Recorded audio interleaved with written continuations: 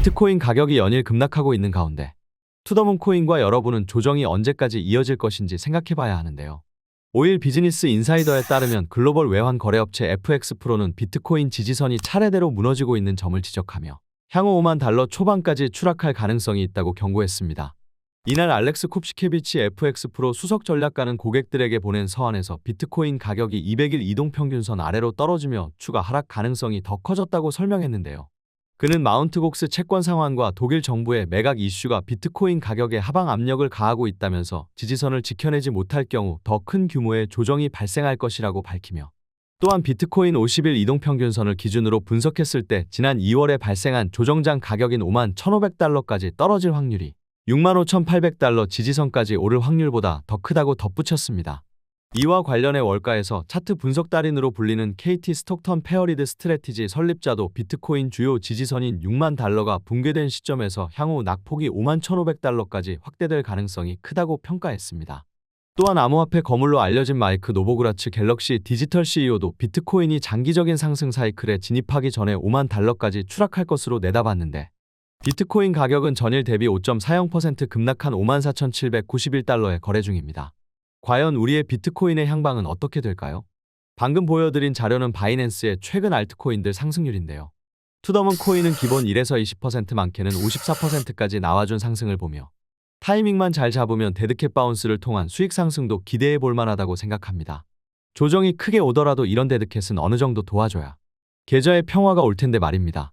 특히 나코인 같은 경우는 지난번에 수차례 언급드렸었는데 텔레그램이랑 거대한 뒷배에 편승한 나코인은 아직까지도 저점이라고 생각이 드니 꼭 한번 가져가 보시기 바랍니다. 오늘 투더문코인이 준비한 주제는 무거운 시장 분위기에 상반되게 어느 정도 라이트한 주제인데 비트코인의 이름을 단 유사 알트코인들이 꽤 많이 있죠. 비트코인 배를 갈라서 탄생한 코인들의 대표격인 비트코인 캐시의 탄생 과정을 한번 살펴볼까요? 보통 가상화폐 시장에서는 코인을 발행한 주재들을 기업이라고 부르지 않고 재단이라고 표현하고 있습니다. 코인 발행의 역할은 이익 추구가 아니기 때문에 이익을 얻기 위한 조직으로 표현되는 기법보다는 비영리 단체라는 특징을 강조하기 위해 재단이라고 불리는 것인데 아이러니하게 비트코인 재단은 코인 발행사는 아닙니다.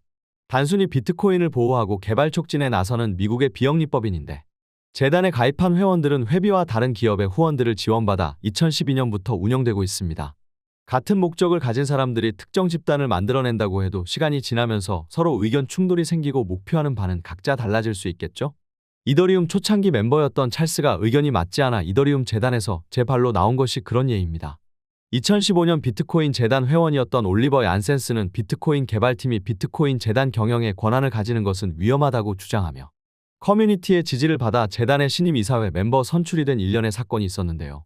올리버는 이사회에 들어가자마자 비트코인 재단이 불투명하게 운영되고 있다며 문제 제기를 했고 무분별한 이기적인 소비와 운영 때문에 재단은 파산에 다다를 지경이고 개발팀만의 독자적 재단도 별도 구성하려 하고 있길래 관련 기사를 쓰려던 동료 지마퍼는 이와 관련 협박도 당했다고 주장하기도 했습니다.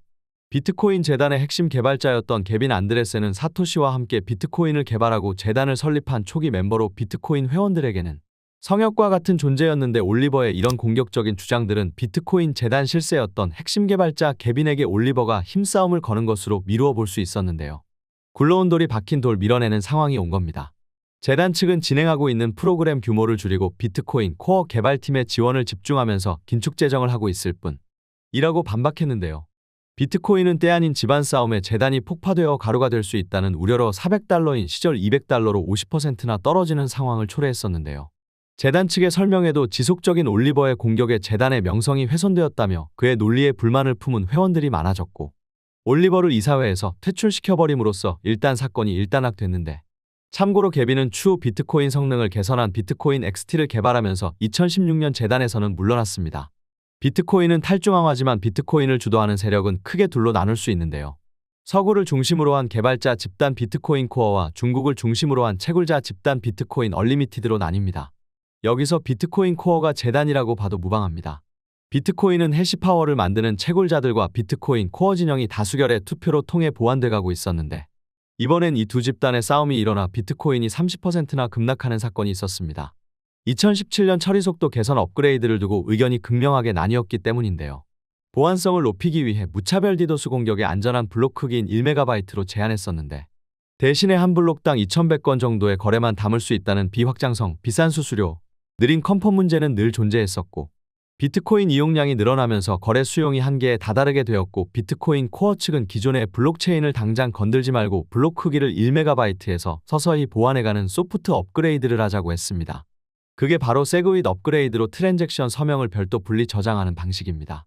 하지만 채굴자 측은 세그윗에 동의하지 않고 블록 사이즈를 8MB로 확장해야 한다고 주장하면서 대립하게 되었는데, 그게 바로 추후 하드포크되는 비트코인 캐시입니다. 이 두 집단의 싸움은 어찌 보면 당연한 수순이었습니다. 채굴자들 대부분은 세그윗 업그레이드가 되면 채굴 수익 저하가 생길 수밖에 없고, 비트코인 캐시는 중국의 채굴기 업계에서 가장 많은 해시 파워를 가진 비트메인 회사가 고안했는데, 이때 여러 이해 집단까지 가세하면서 하드포크가 공식화된 거였죠.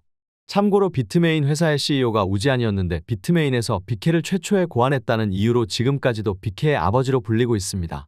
사실 비트코인 코어에서도 비트코인의 한정된 블록 사이즈 증가에 대해 필요하다고 하는 소수의 사람들도 존재했는데, 그게 바로 사토시를 도와 비트코인을 개발했던 게리 안드레센이었고, 한때는 비트코인 재단 이사회 구성원이었고 선구자 역할을 해 비트코인 예수라는 별명을 가진 로저버였습니다. 이들은 투자가 아니라 실결제가 가능한 모습을 원했기 때문에 비트코인 캐시를 지지하게 된 것이었습니다. 비트코인 예수 로저버는 비케는 블록 사이즈만 키웠을 뿐이고 세그윗 업그레이드는 본질을 흐리는 것이라며 신랄하게 비트코인을 증오하는 듯한 수준의 악담도 이 당시 많이 했었습니다.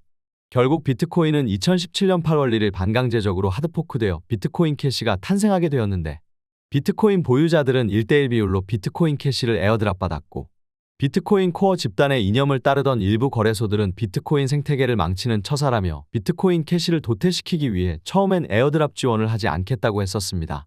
당시 해외 거래소 가장 규모가 컸던 폴로닉스를 포함 코인베이스 국내에서는 코인원 등의 대형 거래소들이 상장조차 거부했었는데요. 하드포크를 지지하는 거래소인 바이아 비트코인 거래소에서 비트코인이 하드포크되기 전에 선물 거래를 먼저 열어두는 수를 썼는데, 여기서 비트코인 캐시가 60만원 수준으로 호가되는 것을 본 이용자들이 에어드랍 및 거래 지원이 되는 거래소들을 찾고 대거 이탈하자 울며 겨자 먹기로 모든 거래소들이 비트코인 캐시를 에어드랍하고 상장까지 진행하게 됩니다.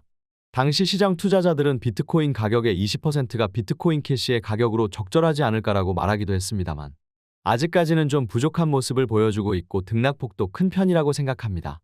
이처럼 투더문 코인과 비트코인 캐시의 탄생 일화에 대해 알아보았는데요. 조금 도움이 되셨나요? 힘든 시장일수록 지치지 말고 더욱더 각종 코인의 펀더멘탈적인 부분까지 알고 있어야 매매에 도움이 될 가능성이 크다고 판단하여 준비한 내용입니다. 좋아요, 구독 눌러주시고 다음 영상도 기다려주세요.